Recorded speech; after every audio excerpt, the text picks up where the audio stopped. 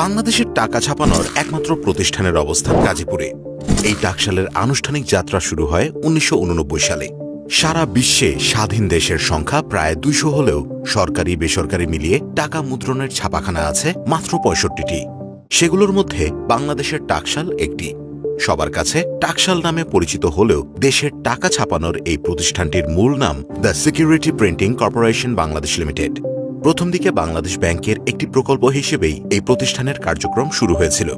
জাতীয় অর্থনৈতিক পরিষদের নির্বাহী কমিটি বা একনেকের অনুমোদনের পর অর্থ মন্ত্রণালয় নোট মুদ্রণের এই প্রকল্প বাস্তবায়নের দায়িত্ব দেয় বাংলাদেশ ব্যাংকের ওপর। বাংলাদেশ ব্যাংক নিজস্ব অর্থায়নে প্রকল্পটি বাস্তবায়ন সম্পন্ন করে। পরে যৌথ মূলধন কোম্পানির অনুমোদন নিয়ে একটি পাবলিক লিমিটেড কোম্পানি হিসেবে আত্মপ্রকাশ করে, যার নামকরণ করা হয় দ্য সিকিউরিটি প্রিন্টিং কর্পোরেশন। ১৯৭১ সালে বাংলাদেশ স্বাধীন হওয়ার পরও দেশে কিছুদিন পাকিস্তানি টাকার প্রচলন ছিল। তখন ওই টাকাগুলোতে বাংলাদেশ লেখায় স্ট্যাম্প ব্যবহার করা হতো। পাকিস্তানি মুদ্রার পরিবর্তে বাংলাদেশের মুদ্রা হিসেবে টাকার প্রচলন শুরু হয় ১৯৭২ সালের ৪ মার্চ। টাকশালে টাকা ছাপানোর শুরুর আগ পর্যন্ত ভারত, সুইজারল্যান্ড, ইংল্যান্ড, দক্ষিণ কোরিয়া, জার্মানি থেকে বাংলাদেশের নোট ছাপিয়ে আনা হতো। কিন্তু ভিন্ন দেশ থেকে নোট ছাপিয়ে সময় মতো আনার পেছনে ঝুঁকি থাকায় আমাদের দেশেই নোট মুদ্রণের একটি ছাপাখানা প্রতিষ্ঠা করার প্রয়োজনীয়তা দেখা দেয়।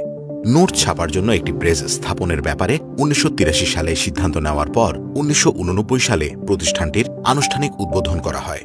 তবে উদ্বোধনের আগে ১৯৮৮ সালেই পরীক্ষামূলকভাবে ১ টাকা ও ১০ টাকার নোট ছাপানো হয়েছিল।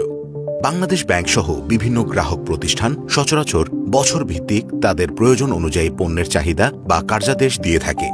বাংলাদেশ ব্যাংকের চাহিদা অনুযায়ী নোটের উৎপাদন ও সরবরাহ করা টাকশালের পক্ষে আগে কখনো সম্ভব হয়নি।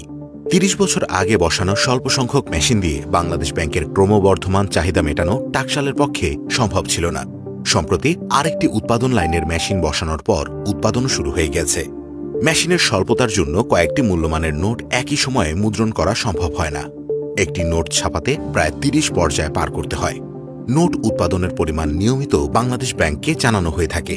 বাংলাদেশ ব্যাংক তাদের বিভিন্ন অফিসের প্রয়োজন মতো বিভিন্ন মূল্যমানের নোটের চাহিদা জানালে টাকশালের ভল্ট থেকে তা সরবরাহ করা হয়।